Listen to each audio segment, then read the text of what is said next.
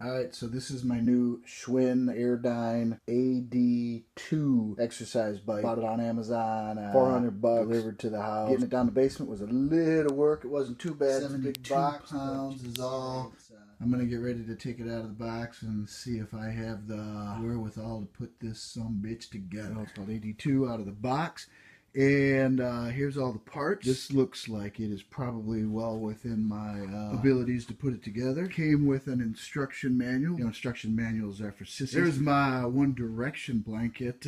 Still pretty broken up about Zayn leaving the band and all, but I'm hoping to exercise my way through it. The seat, there's a seat. The reviews I've read is that the seat is really uncomfortable. I'll let you know. As far as tools that I'm supposed to need for this thing, they all come in this little kit. These are all my little parts right there. The only other recommended tools would be a knife and a pair of scissors. It was packaged pretty tight. That's probably to get it out of the package. Here's the body of the unit, and there's the arms, there's your roller legs, there's your pedals and your little foot strap so you can get a little pull on the upstroke. There's your seat bar, there's your seat. There's your little hardware package, little housings or whatever the arms connect to the machine. So the first step in putting this thing together is to attach these stabilizer bars. Would you like to go from this to this? Or how about this to this? You can do it with the Airdyne AD2 by Schwinn. More to come. So the first step in putting this thing together is to attach these stabilizer bars in the front of the machine. Make sure that the wheels are outward facing on the front stabilizer bar. Now I'm installing the rear stabilizer bar. I've got my first bolt in place. I had a little bit of an issue initially. If you see, there's the curve right here, part of the base unit, and then there's a stabilizer bar, and they didn't really want to come together real well for me. So I applied a little logic, and there's one more recommended tool. That is a mallet. I malleted the shit, and I don't think I did any damage to it other than scratch the paint just a bit right there. The thing comes with these curved washers. Your curved washer goes right there, and then you got a lock washer. A lock washer right there goes on your bolt, and you put it in there like so, and you tighten it down. That's what I did. On the rear one, you want to be sure that the little Schwinn emblem is facing out towards the back, so the whole world can know you're riding a Schwinn, facing out towards the back. And that is step one of the installation. The next step in the installation is to install the pedals. The instruction manual points out, instruction manuals are for sissies. The instruction manual points out to be sure that you recognize that the left pedal is reverse threaded, so you got to thread it on. It's got a little arrow on there. Hopefully it's idiot proof, because I need that. I'm going to screw it on, put the right pedal on, and then the pedals will hopefully be installed. In the kit came this little modified Phillips head screwdriver / wrench, so tightening the pedals. Film myself making these videos a pain in the ass, but Crackhead swears he's going to make me an internet star. I'm not sure why he insists I be topless in all the videos, though.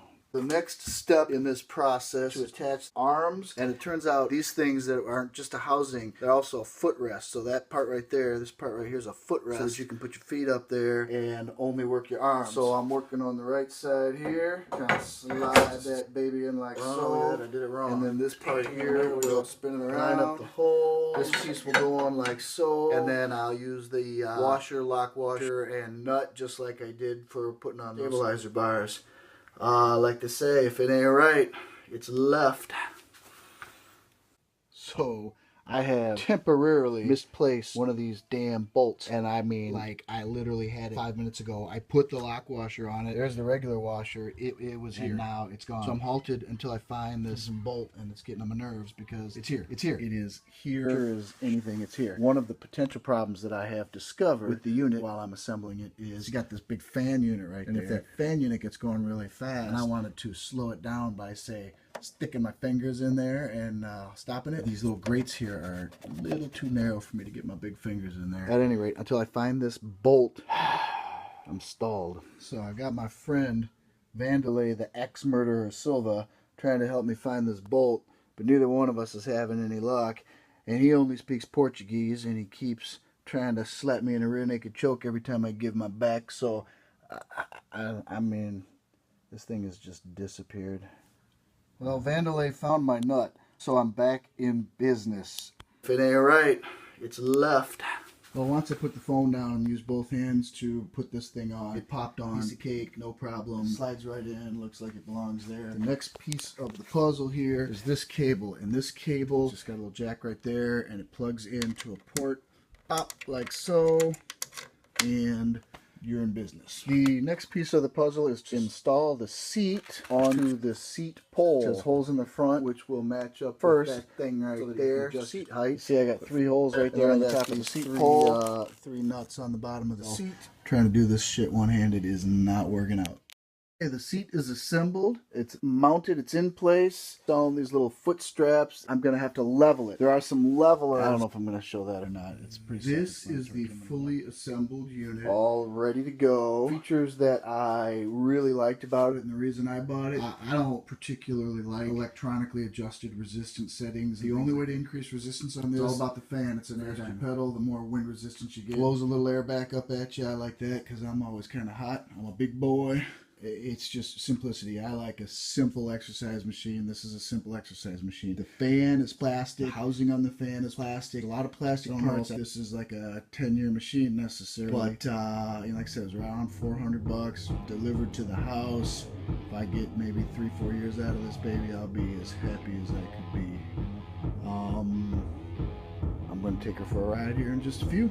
It's mounted. It's in place. Alright, so this is my new Schwinn AirDyne AD2 exercise bike. Bought it on Amazon. $400 delivered to the house. Plastic. The fan is plastic. And there's the arms. There's your roller legs. You can get a little pull on the upstroke. And just slap me in a rear naked choke every time I give my back. I mean, this thing has just disappeared.